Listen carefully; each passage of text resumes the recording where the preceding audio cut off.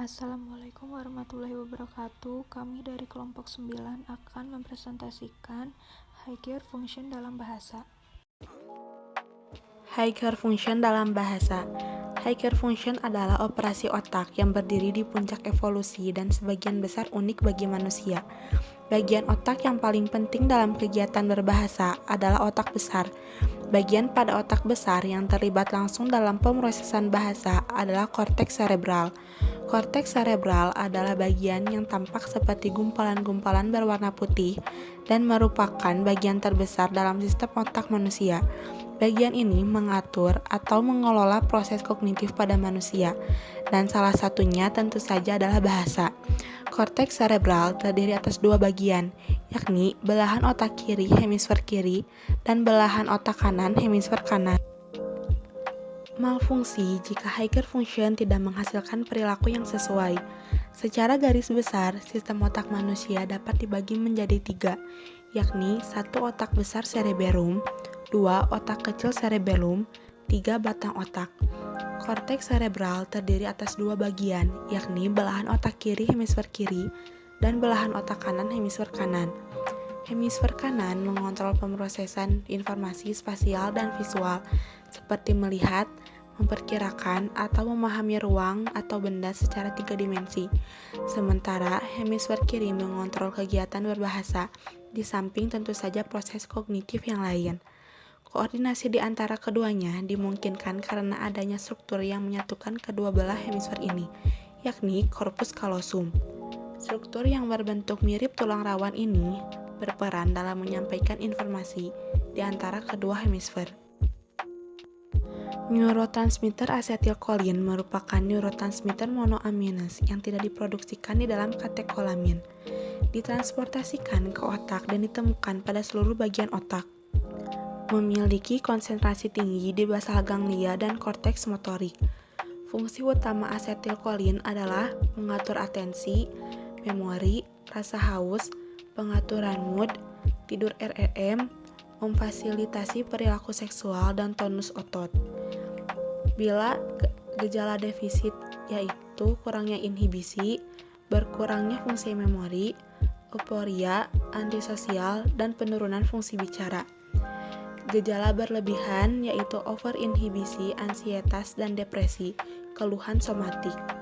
Lobus parietalis kiri berfungsi dalam kemampuan memahami bahasa lisan atau tulisan. Kerusakan bagian ini dapat menyebabkan orang tidak mampu memahami bahasa. Untuk gangguan bahasa yaitu ada afasia Broca. Contohnya, ada seorang anak yang bercerita pada saat pertemuan dengan dokter gigi seperti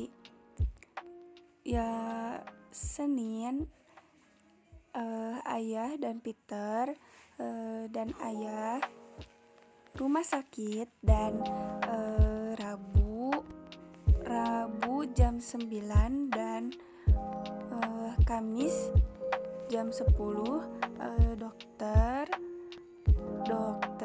dan gigi ya. Anak tersebut mengalami kegagalan dalam menggunakan perkataan untuk mengutarakan maksud secara verbal. Sebagai pilihannya, penderita dapat menggunakan ekspresi visual berupa tulisan atau isyarat.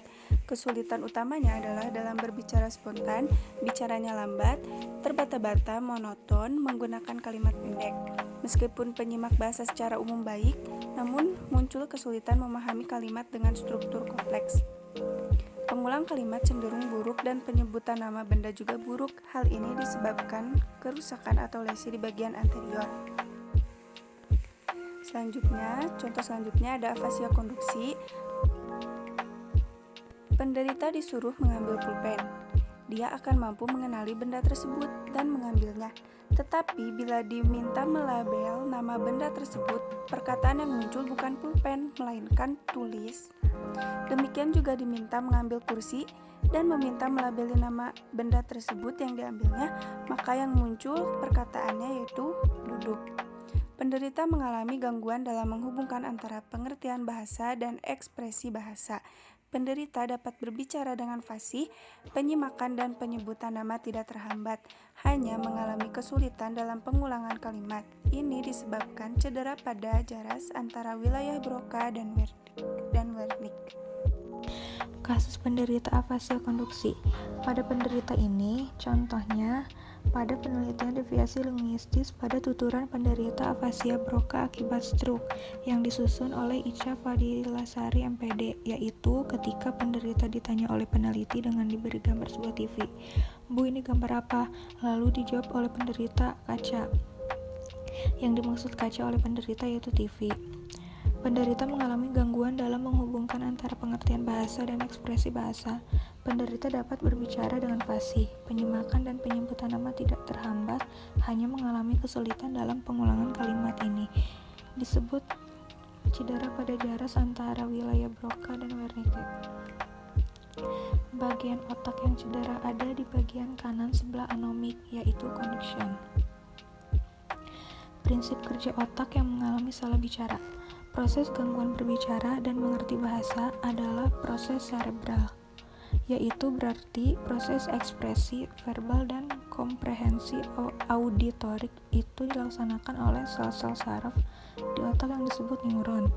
Proses neuron di otak ini sangat rumit sekali untuk bisa dipahami. Gangguan berbahasa ini secara garis besar dapat dibagi dua.